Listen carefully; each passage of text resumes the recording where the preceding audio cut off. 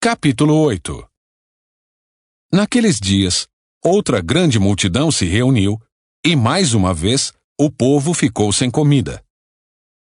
Jesus chamou os discípulos e disse: Tenho compaixão dessa gente.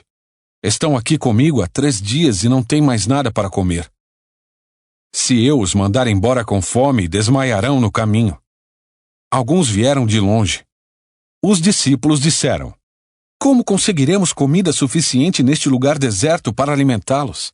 Jesus perguntou: Quantos pães vocês têm? 7, responderam eles.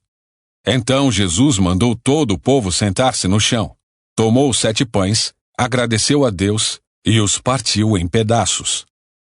Em seguida, entregou-os aos discípulos, que os distribuíram à multidão. Eles encontraram ainda alguns peixinhos.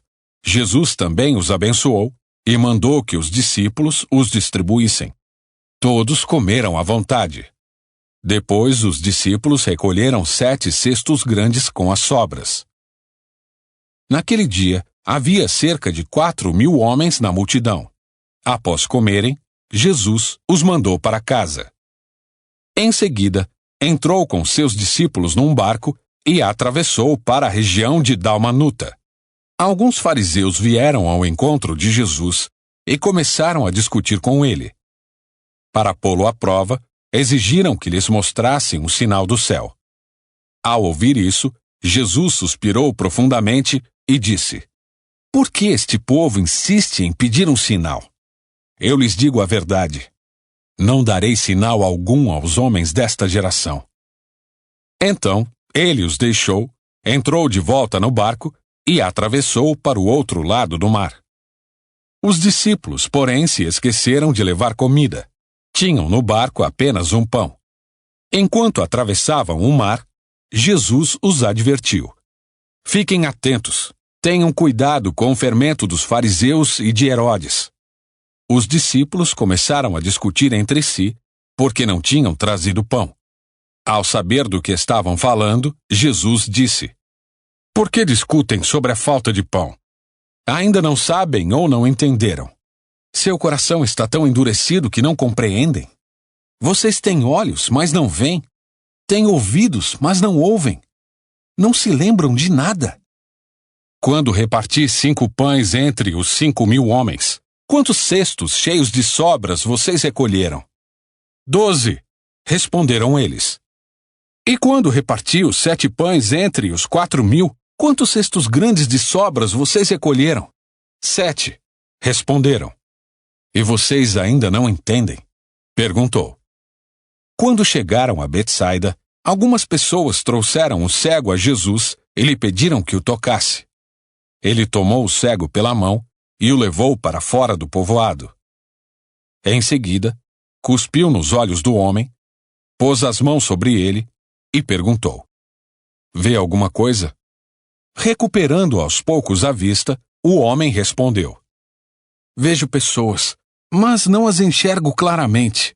Parecem árvores andando. Jesus pôs as mãos sobre os olhos do homem mais uma vez, e sua visão foi completamente restaurada. Ele passou a ver tudo com nitidez. Então Jesus se despediu dele e disse: Ao voltar para casa, não entre no povoado. Jesus e seus discípulos deixaram a Galileia e foram para os povoados perto de Cesareia de Filipe. Enquanto caminhavam, Jesus lhes perguntou: Quem as pessoas dizem que eu sou? Eles responderam: Alguns dizem que o Senhor é João Batista, outros que é Elias, ou um dos profetas. E vocês? Perguntou ele. Quem vocês dizem que eu sou? Pedro respondeu: O Senhor é o Cristo. Mas Jesus os advertiu de que não falassem a ninguém a seu respeito. Então Jesus começou a lhes ensinar que era necessário que o Filho do Homem sofresse muitas coisas e fosse rejeitado pelos líderes do povo, pelos principais sacerdotes e pelos mestres da lei. Seria morto, mas 3 dias depois ressuscitaria. Enquanto falava abertamente sobre isso com os discípulos, Pedro o chamou de lado e o repreendeu por dizer tais coisas. Jesus se virou, olhou para seus discípulos e repreendeu Pedro. Afaste-se de mim, Satanás, disse ele. Você considera as coisas apenas do ponto de vista humano, e não da perspectiva de Deus. Depois chamou a multidão e os discípulos e disse: Se alguém quer ser meu seguidor, negue a si mesmo, tome sua cruz e siga-me. Se tentar se apegar à sua vida, a perderá.